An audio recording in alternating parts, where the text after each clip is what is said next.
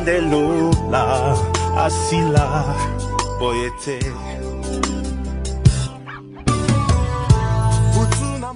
Trouver en cette nuit, ou soit ce soir, avec mon frère et ma soeur. Éternel Dieu, c'est une grâce venant de ta part. Et nous croyons aussi que c'est l'appel que tu as donné, afin que nous puissions nous tenir, Seigneur, en ce moment, dans ta présence. Je te bénis pour ce moment, pour toute personne qui nous suivra. Laisse que la présence du Saint-Esprit, Éternel, soit remarquable dans ce moment. Que le Saint-Esprit prenne le contrôle de ces temps. Et que le Saint-Esprit prenne la charge de toucher et convaincre le cœur. Car ainsi déclare ta parole, lorsqu'il sera venu, il convaincra le monde en ce qui concerne le péché. Éternel Dieu, il est appelé à nous conduire à la vérité. Seigneur, que le Saint-Esprit commence à prendre ce moment, Éternel Dieu, en ce moment, et convaincre et toucher le cœur de toute personne qui est en train de nous suivre. C'est dans le nom puissant et glorieux de Jésus que nous avons ainsi prié. Amen. Ok. Shalom, peuple de Dieu. Indépendamment de l'heure où vous nous suivez, bonjour ou bonsoir, que Dieu nous bénisse. Alors nous sommes mercredi et précisément dans l'ère de Kinshasa il est 21h. Que Dieu te bénisse, toi qui es en train de nous suivre. Amen. Alors c'est pour moi une joie de me tenir devant vous dans ce merveilleux programme qui est intitulé La loi de la réclamation. Et c'est la troisième édition de l'activité qui est prise avec moi, de l'homme de Dieu, le prophète Jérémie, que je salue. Et je remercie pour cette invitation. J'ai béni Dieu pour toi qui as reçu le temps de rester devant ton ordinateur et ton téléphone pour pouvoir suivre ce moment. Et alors, sans plus tarder, j'aimerais à ce que nous puissions partager la parole du Seigneur. Alléluia. Je suis rapidement dans le livre de Romains, chapitre 7, je commence à partir du verset 18. Romains chapitre 7, le verset 18, je vais descendre, je crois, jusqu'à 24. Ainsi déclare la parole du Seigneur. Ce qui est bon, je le sais, n'habite pas en moi, c'est-à-dire dans ma chair. J'ai la volonté, mais non le pouvoir de faire le bien. Car je ne fais pas le bien que je veux, et je fais le mal que je ne veux pas. Et si je fais le mal que je ne veux pas, ce n'est plus moi qui le fais. C'est le péché qui habite en moi. Verset 21. Je trouve donc en moi cette loi. Retenez. Quand je veux faire le bien, le mal est attaché à moi. Car je prends plaisir à la loi de Dieu. Selon l'homme intérieur. Mais je vois mes membres, une autre loi qui lutte contre la loi de mon entendement et qui me rend captif de la loi du péché qui est dans mes membres. Misérable que je suis, qui me délivrera de ce corps, de cette mort? Parole du Seigneur. Alors, tout au long de mon message, je crois, nous aurons de versets à lire. Par exemple, nous aurons Psaume 42, nous aurons Jérémie chapitre 29, le verset 13, et nous aurons Matthieu chapitre 6, le verset 33. Alors, sans plus tarder, nous sommes en train de parler sur la loi de la réclamation. Nous parlons d'une loi, mais cette loi est de la réclamation. Alléluia. J'aimerais que nous puissions comprendre c'est quoi d'abord une loi. Lorsqu'on parle de la loi, on voit une règle. Alléluia. La loi, non seulement qu'elle est une règle, mais c'est une obligation auquel les hommes doivent faire face, ou soit auquel les hommes sont appelés à obéir. C'est tout ce que nous pouvons retenir comme loi. Donc c'est l'ensemble des obligations ou de règles que les hommes sont appelés à se conformer. C'est une imposition. Alors, lorsqu'on parle de la loi de la réclamation, c'est l'action de réclamer ou soit l'action de protester. Alléluia. Amen. C'est une action de s'opposer. Quelqu'un, lorsqu'il réclame, ça veut dire qu'il est en train de protester. Il est en train de vouloir récupérer une chose qui lui a été arrachée. Alléluia. Ainsi, la Bible est en train de nous parler. L'apôtre Paul nous amène dans une dimension de comprendre. Il dit qu'il y a une loi qui va au-delà de son entendement. C'est que son entendement s'arrête à prendre plaisir dans les choses de Dieu. Mais il y a une loi qui lui est imposée à faire le mal qu'il ne veut pas faire. Et cette loi, il dit, c'est une loi qui est imposée dans sa chair.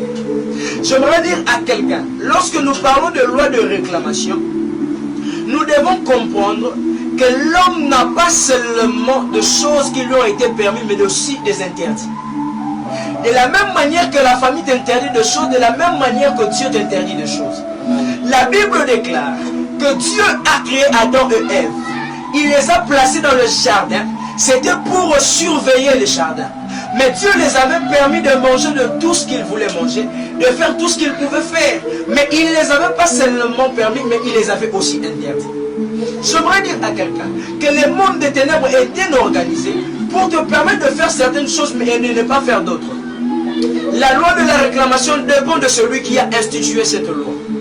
Tu dois retenir qu'il y a des personnes qui sont appelées à se marier et ne pas avoir des enfants. Ça veut dire sa loi à lui qui lui a été imposée, c'est de se marier, mais de ne pas avoir des enfants. Il y a des personnes qui sont appelées à travailler, mais de ne pas jouir de leur salaire. Tu dois retenir, chacune des familles a des lois qui est établie. Alléluia. Amen. La loi de la réclamation. Il dit, le bien que je veux faire, moi, Paul, c'est ce que je ne fais pas. C'est le mal que je ne veux pas faire, c'est ce que je suis en train de faire. Frères et sœurs, tant que tu vivras, il y aura des choses que tu pourras faire et que tu ne pourras pas faire. Le monde des ténèbres est très bien organisé. Très souvent, le peuple de Dieu, nous croyons que lorsque nous parlons de diable, le diable, c'est quelqu'un qui ne sait pas ce qu'il fait. Le diable est tellement discipliné qu'il peut prendre du temps, il peut prendre des années pour combattre ta vie.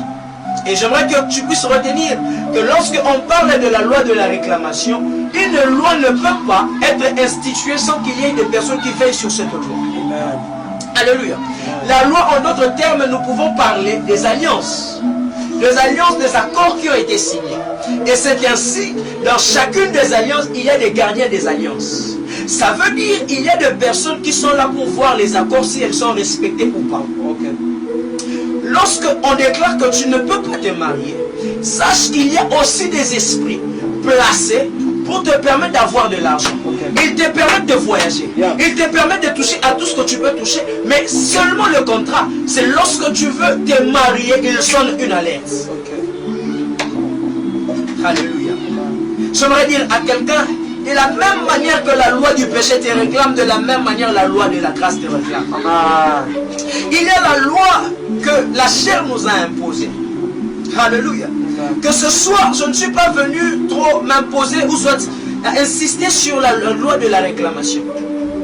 Mais je suis venu nous faire voir qu'au-delà de la loi de la réclamation, il y a une loi. Et cette loi s'appelle le tout est accompli. Amen.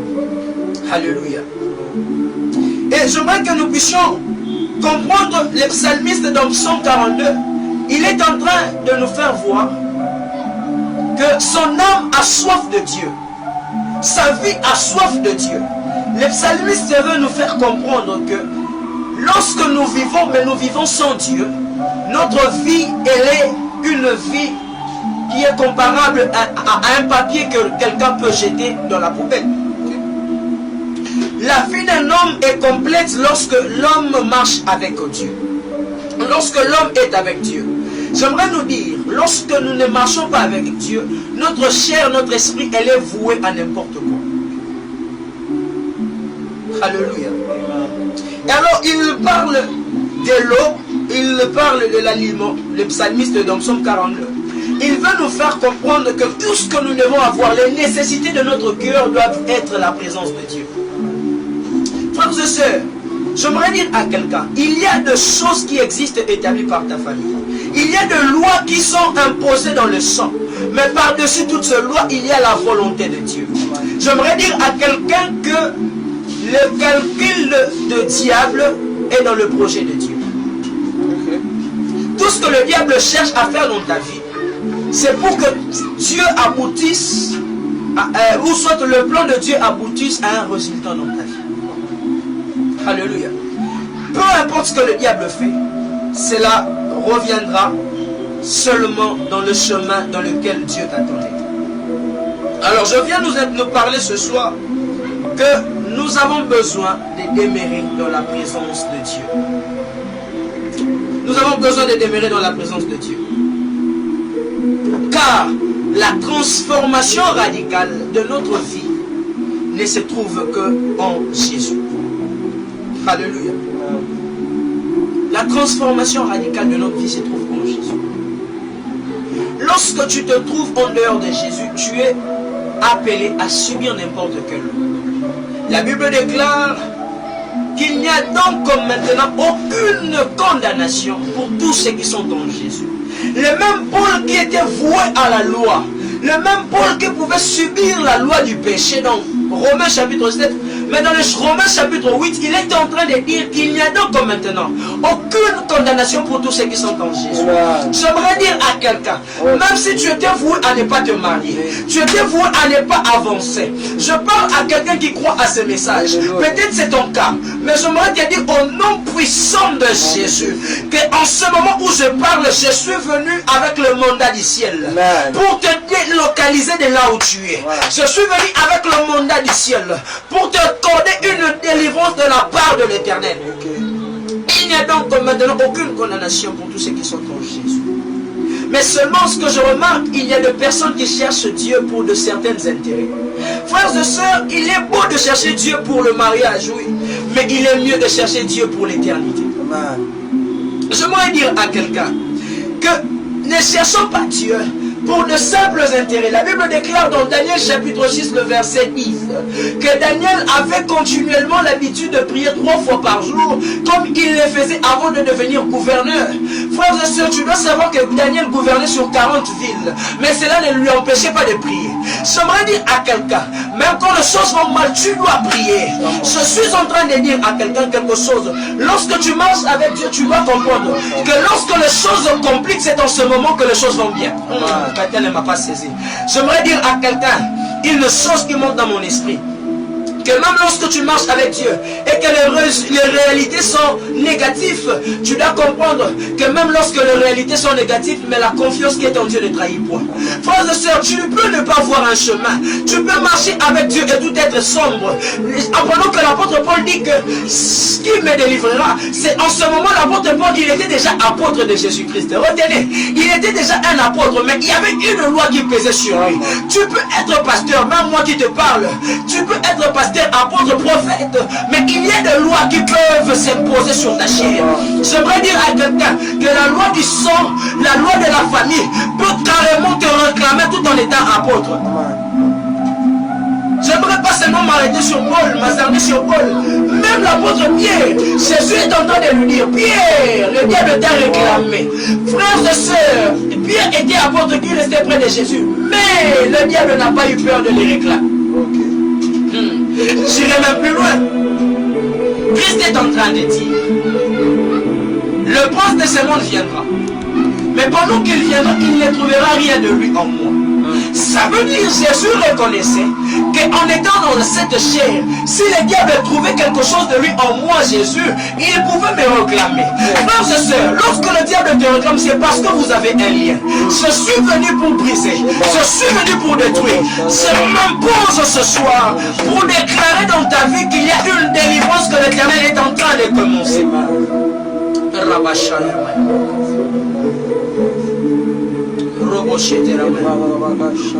Colossiens chapitre 3, le verset 1er à 2. La Bible déclare, puisque donc nous sommes morts avec le Seigneur et ressuscités, nous devons chercher maintenant, aspirer vers les choses d'en haut et non les choses de la terre.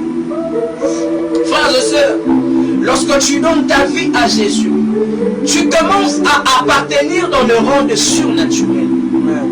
Tu Tu sors d'une classe naturelle pour entrer dans le surnaturel. Or, lorsqu'on croit en Dieu, ça veut dire qu'on quitte d'une étape pour aller dans l'autre étape. Ce qui veut dire, tu quittes de l'homme physique pour devenir un vent. Or, la Bible déclare, en ce qui concerne le vent, nous ne savons ni d'où elle vient, ni d'où elle va. Nous sentons seulement qu'elle est passée. Se déclare sur ta vie. Puisque maintenant Christ est avec toi, qui est en train de me suivre, que le diable aura la connaissance que tu avais un projet que tu devais faire, mais il ne se rendra pas compte que c'est fini.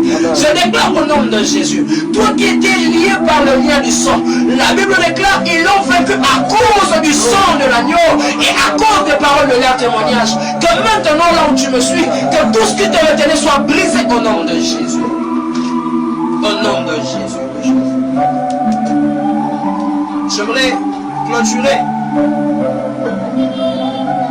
Mais tu dois savoir, avec moi, qu'il y a deux grandes choses qui nous emmènent dans la loi du péché. Il y a deux grandes choses qui nous font entrer dans la loi de la réclamation. La première des choses, c'est le péché.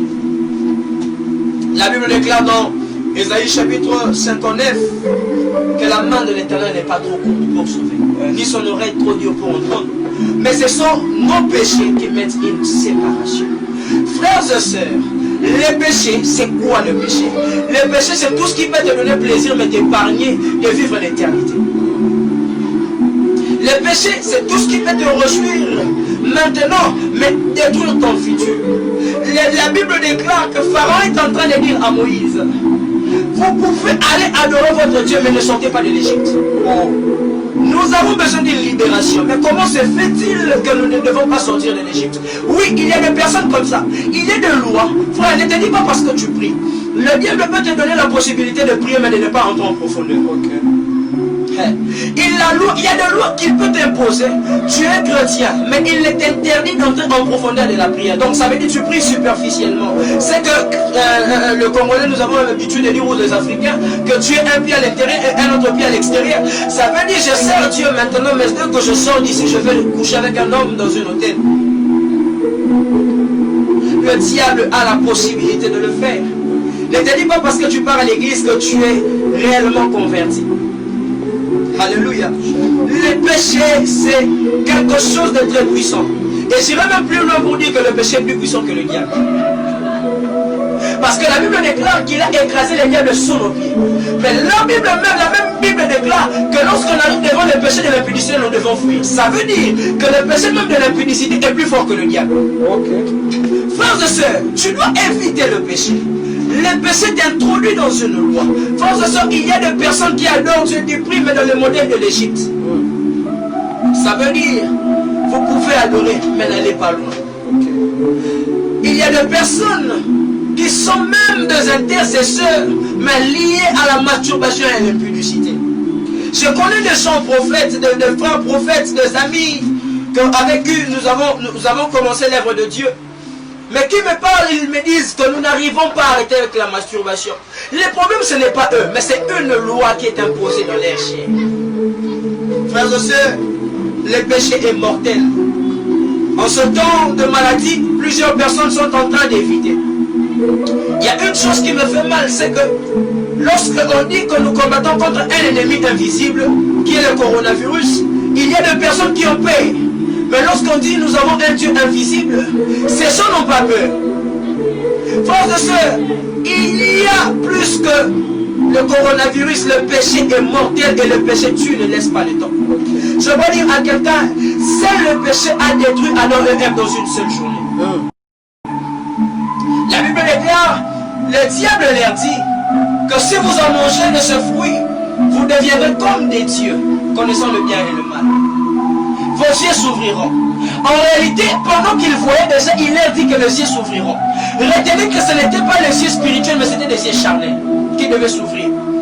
Mais après ça, la Bible déclare que l'homme devait mourir parce que Dieu avait dit qu'il devait mourir s'ils avaient mangé le fruit. Retenez que Adam et Ève n'avaient vécu qu'une seule journée et ils n'avaient pas fini cette journée. La Bible déclare que 1000 ans devant Dieu, c'est une seule journée. Et pendant qu'ils ont péché, ils étaient morts. Mais pendant qu'ils continuaient à vivre, il y a des personnes qui sont mortes spirituellement à cause du péché. Vous ne vivez plus dans la présence de Dieu, mais vous continuez à faire vos activités. Frères et sœurs, j'aimerais te dire que tu ne peux rien réussir tant que tu es loin de Dieu. Je commence à chuter. Et la deuxième chose, c'est l'hypocrisie ou la fausse conversion. La Bible déclare qu'il y a une parabole plutôt où Jésus a donné, je crois dans Matthieu chapitre 7, si je ne me trompe pas. Il dit qu'il y a de ces personnes, nous allons lire Matthieu chapitre 7. Ah, Jésus.